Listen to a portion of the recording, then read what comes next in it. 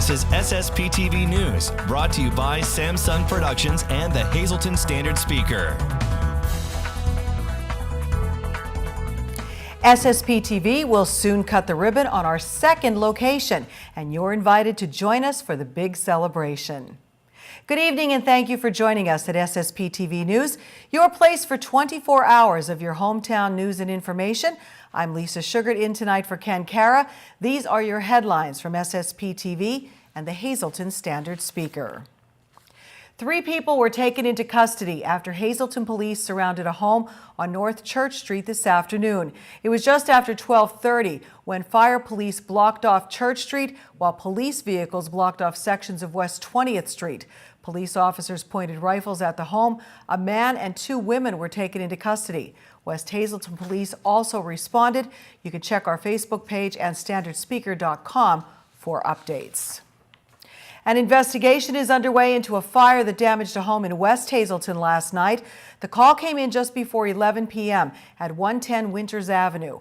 West Hazleton Fire Chief Sean Evans told our media partner, the Standard Speaker, that police got residents out safely. The home sustained damage to the 2nd and 3rd floors with water and smoke damage throughout. Meanwhile, Lisa Krause tells SSPTV News that she has now set up a GoFundMe account to help her sister, Mary Carter, who was displaced by that fire. Lisa said she lost everything. You can donate at gofundme.com/9EMCD-major-house-fire. You can also call Lisa Krause. Her number is 570-578-9442. Well, closing arguments are expected to get underway tomorrow in the murder trial of Eric Freeland. The 33-year-old is on trial for a 2014 sniper attack at the Blooming Grove State Police Barracks that killed Corporal Brian Dixon and severely wounded Trooper Alex Douglas.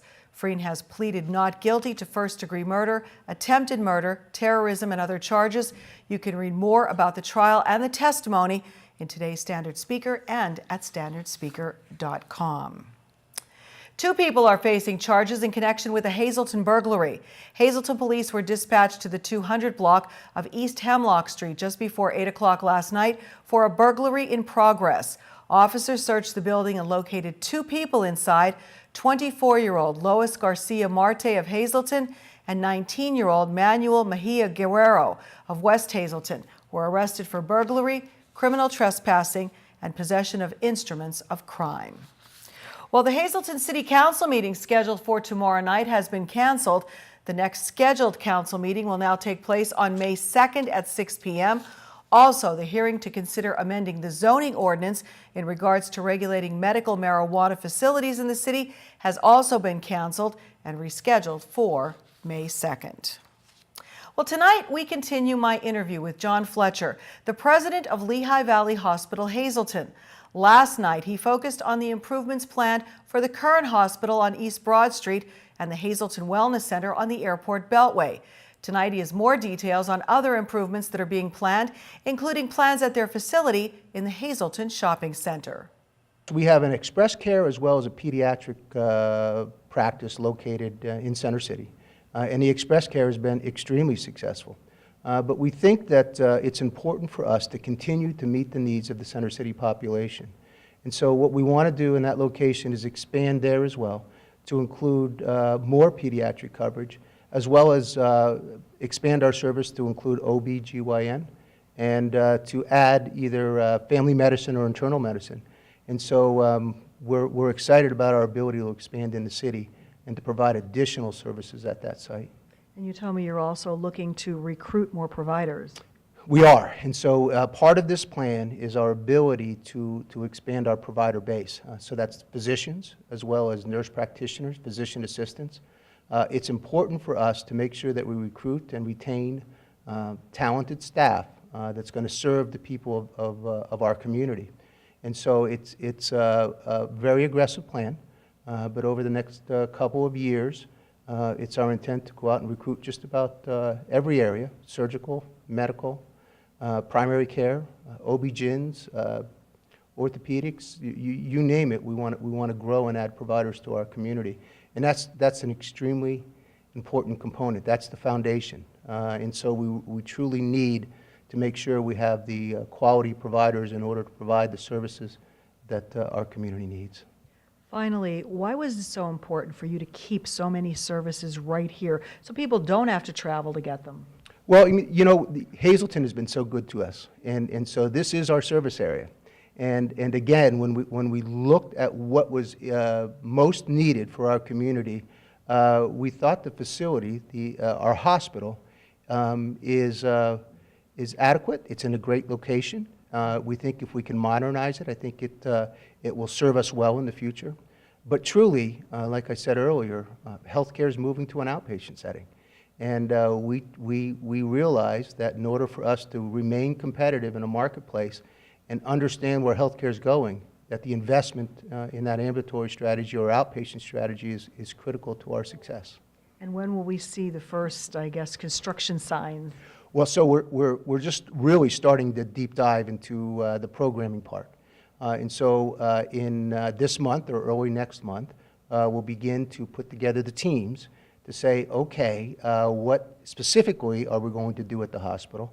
Let's make sure that we cross our T's and dot our I's. You only get one shot at this. And so we want to make sure we do the right thing both at the hospital in Broad Street as well as our expansion in Center City and out at the Health and Wellness Center location. So we're really just starting the process. We're working very closely with our colleagues at the network, and we will have our teams in place and fully functional, I would say, in May. And then we'll have some more dates and timetables that we can establish that we think is realistic. We want to do this sooner rather than later. The healthcare changes that are planned for our area when John Fletcher will be a guest on the Sam Lassant Show later this week right here on SSPTV. Well, SSPTV is proud to announce that a ribbon-cutting ceremony will take place this Friday for our newest location. In addition to our television studio on East Broad Street in downtown Hazleton, Samson Productions will now have a second location inside the Laurel Mall. Our newest studio is located in the Dunham's Wing next to the mall administration office, and the official grand opening with local dignitaries is set for this Friday at 4 p.m. Now, following the ribbon-cutting ceremony, the girls will be taping a show at 4:30 in our new studio, and you're invited. So stop by for a LuLaRoe and Essential Oils party with food by Sand Springs Catering. It's all taking place this Friday, starting at 4 p.m. at the Laurel Mall. And this Saturday, April 22nd, is Earth Day. The annual event dates back to 1970 and is celebrated worldwide to demonstrate support for environmental protection. On that day, the Greater Hazleton Chamber of Commerce, along with the Pennsylvania Department of Transportation, will once again sponsor the Great American Cleanup campaign, and the Hazleton Public Library will also be joining in by teaching little ones about the importance of the day. We have a Saturday Storytime, Saturday, April 22nd at 10 a.m. with an Earth Day theme, so we'll have stories and activities and a recycled craft. And how great is this for the kids, that they get to have fun, but they're also learning something important as well? They're learning, and it's a way to make learning fun for children, the emphasis on the earth and resources, and yet a fun time learning. And they should register for this in advance? They should. They should give the library a call, 570-454-2961. Again, this special story time is Saturday at 10 a.m. Call the Hazleton Area Public Library to register. The 13 Lucky Nights continue here on SSPTV News. Powers and Thomas Entertainment Group and the Laurel Mall will present the first ever Laurel Mall Spring Fling Outside Carnival. And we have another family 4-pack of wristbands for one lucky viewer, a $100 value that includes unlimited rides for one night. The carnival runs this Friday through April 30th on the grounds of the Laurel Mall. Call us at 570-459-9813, extension 104. Leave your name and phone number. We'll pick one lucky winner at random. Stay tuned to SSPTV News for more chances to win. And don't forget to like us on Facebook. Go to facebook.com/SSPTV News and click notifications for our latest updates. Well, still ahead, we go outdoor exploring with Kent Jackson, and Ken Cara takes us to a new exhibit at the Greater Hazleton Historical Society Museum featuring Joe Madden memorabilia.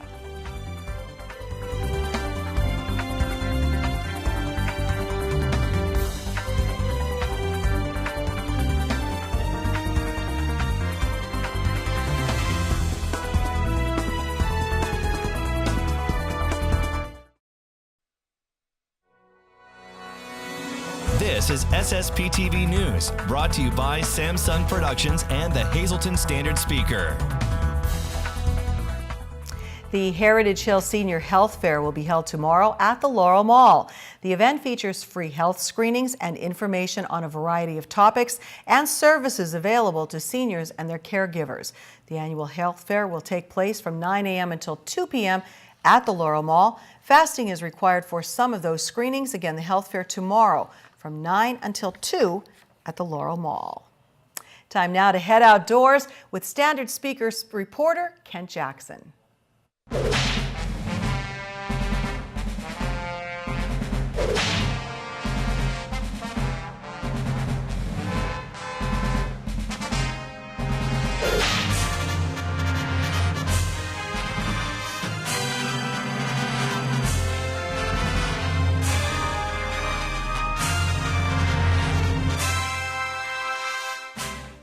On the first day of trout season, I met about 24 anglers along the Little Schuylkill River, but Cassandra Mishevich was the only woman. Mishevich of Glen Lyon started fishing when she was young with her grandfather and father, and on opening day she and her husband were passing on their traditions to their son. Around the state, women who fish aren't much more common than they were along the Little Schuylkill on opening day. While women make up about half of the population of Pennsylvania, they only buy about 18% of the fishing licenses sold in the state. 56% of them, meanwhile, fail to renew licenses the next year. Media Daniel hopes to increase those numbers. The Pennsylvania Fish and Boat Commission recently put Daniel in charge of programs for women and young people. Daniel grew up fishing, but really got involved after she married a fly fishing instructor. A few years ago, she started teaching fly fishing herself in a basic course for women. The course is popular enough that she offered an advanced session where women spend more time fishing than practicing how to cast on land. And Daniel said the casting motions and the peacefulness of fly fishing appeal to women, even those who have never fished or fished only with spinning reels, worms, and bobbers. To encourage them, Daniel started a PA Women Anglers page on Facebook. There, women can share advice on fishing techniques and tackle, learn about upcoming opportunities, and discover places to try fishing. Many women fished while growing up, but jobs, families, and other demands left them no time to resume fishing. Some did go back to the stream side and to the lake shores just to reduce their stress, and others, by the time they retired, did find time to fish again. Ann Foster is one of them. She started fishing as a child, but fished more after she met her husband, and they kept fishing while raising a daughter and 4 sons. But now in retirement, Foster has more time to fish, especially to try fly fishing, which another woman showed her how to do on a camping trip.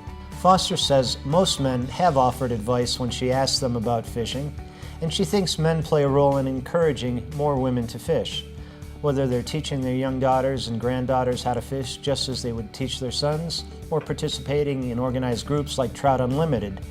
Trout Unlimited is promoting fishing for women on the state level and at the local. Said Trout Unlimited's Broadhead chapter had mostly male members when she joined, but the men have welcomed her. And on April 29th, they plan a session called Wine, Women, and Waders for women who want to start fly fishing.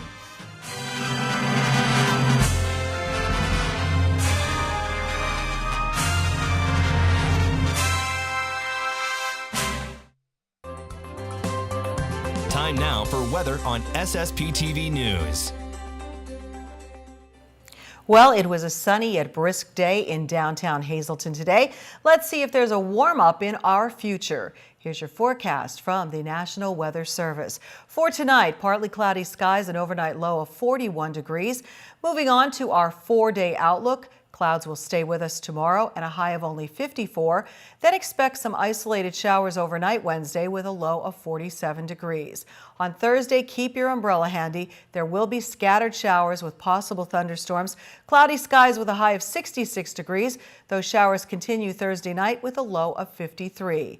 Then partly sunny and warmer for your Friday with a high temperature of 64 degrees. Partly cloudy Friday night, the low getting down to 38. Then sunshine again for Saturday with a high of only 54 and an overnight low of 39 degrees.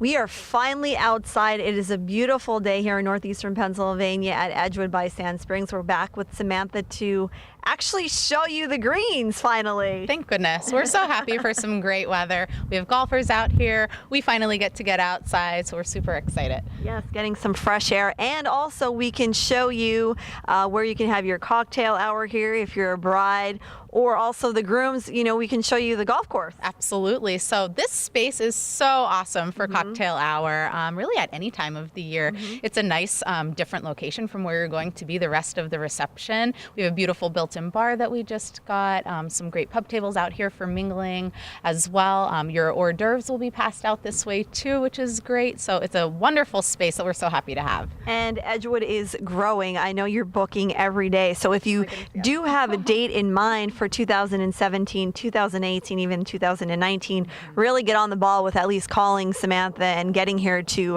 have a tour of the facility. Absolutely. So availability is obviously booking up really quickly, but for anyone who does have that specific perfect date in mind, I would certainly call as quickly as you can to make sure that you get it locked in.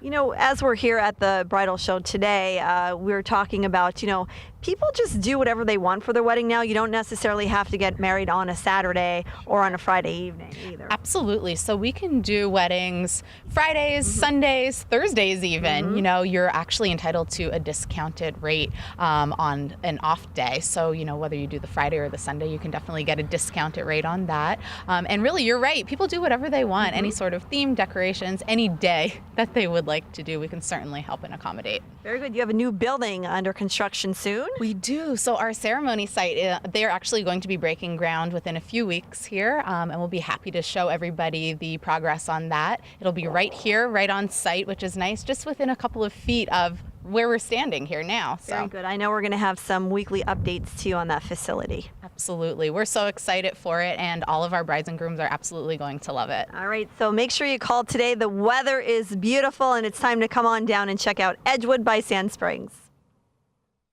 Well, Janine and Samantha just alluded to it, and tonight we have an update on that construction. Now underway at Edgewood by Sand Springs in Drums, the area's newest wedding and banquet facility has begun construction of a lavish new on-site ceremony location. This beautiful site offers seating for up to 200 guests and breathtaking views of the mountains and fourth hole of the golf course. Located adjacent to the cocktail patio, this new addition gives couples and their guests the convenience of a ceremony, cocktail hour, and reception site, all within feet of one another. Construction will be completed by early June, so stay tuned to SSPTV News for weekly updates. And now get those lottery tickets out to see if you're a winner in the Pennsylvania Midday Winning Lottery numbers. The pick 2 is 20, the pick 3, 792, pick 4, 4472, pick 5, 87688. Good luck if you played. Kenny is in with a special display that is now at the Greater Hazleton Historical Society. That story's coming. Time now for sports on SSPTV News. The Greater Hazleton Historical Society and Museum held an open house over the weekend to showcase some new pieces to their collection. Here's Ken Caro with more. Joe Madden may end up in Cooperstown, forever remembered as a baseball legend. Madden is much more than that in his hometown of Hazleton, and now there's a collection at the Greater Hazleton Historical Society Museum that perfectly illustrates that. On these streets, he's not only the World Series winning manager of the Chicago Cubs, he's also one half of the Madden to Jones connection. So you said, though, the year of his high school senior year in football, for as good as he wasn't the MVP of the team that year. With someone who used to throw, Jeff Jones was the MVP that year. They were great, but they used to call it the Madden to Jones connection. Madden threw a lot of passes to Jones, and they're the two best players on the baseball team too. As a matter of fact, I think I sent a ball to Joe. I gave it to somebody that was visiting him when they beat Northampton at Rex Santinosi Field for maybe 2,500 people that were there. They went 4-1, and he pitched, and he had a 3-run homer. That baseball was from Hazleton High School's win over Northampton in 1971. That victory gave the Mountaineers their first District 11 championship. Madden was a junior then. He was named the Hazleton Quarterback Club's MVP of the baseball team that season, and you can see that trophy on display at the Greater Hazleton Historical Society Museum. Madden and his family donated a few trophies to the museum's sports collection, including 2 he earned at Lafayette College as a football player before he gave up the sport to concentrate on baseball during his senior year. Football, I mean, he would have been the starting quarterback at Lafayette in his senior year. I thought he great. I thought he was crazy for quitting. I think he would have been a record-breaking quarterback if he had played his senior year. Yeah, he was very good. But obviously, he made the right decision. There's no doubt about that. But he would have been a fine football player. Then there's this, memorabilia from Madden's latest triumph, an autograph program from the 2016 World Series, and an autographed copy of the Chicago Tribune celebrating the Cubs' historic Game 7 victory. They're cool, but they're even better next to his basketball trophy from D.A. Harmon. It's a reminder that we all start from somewhere. Madden may end up in Cooperstown, but he never lets anyone forget he comes from Hazleton. For SSPTV Sports, I'm Ken Cara. Thanks, Kenny. Well, if you're interested in seeing the Madden memorabilia, you can contact the Greater Hazleton Historical Society at 570-455-8576 or email hazletonmuseum@gmail.com. Now time for the social report. Good evening, everyone, and here's tonight's social news. First tonight, happy 52nd birthday to Peter Paul Pavick Jr. of Freeland. Love from Patty, Bruce, and Bear. Tonight's Talk of the Town report, Surviving Together, a support group of the American Cancer Society, will be holding their next meeting Thursday, May 4th at the Geisinger Hazleton Cancer Center.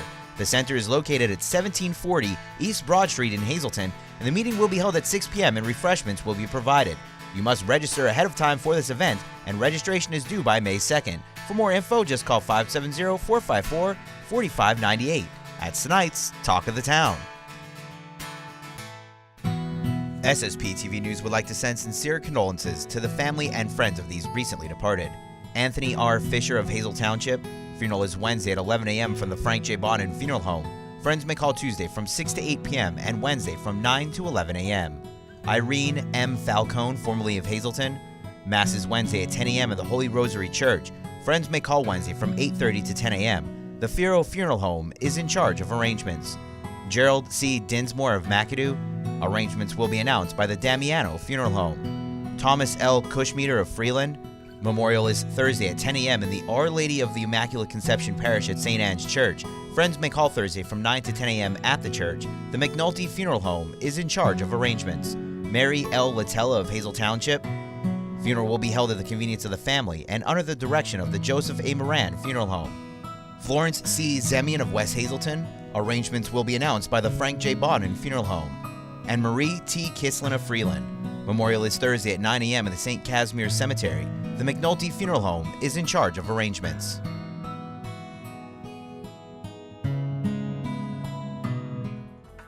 Thank you for joining us tonight on SSPTV News. Have a great evening, and we'll see you back here tomorrow. Watch us online anytime at ssptv.com and follow us on Facebook and Twitter.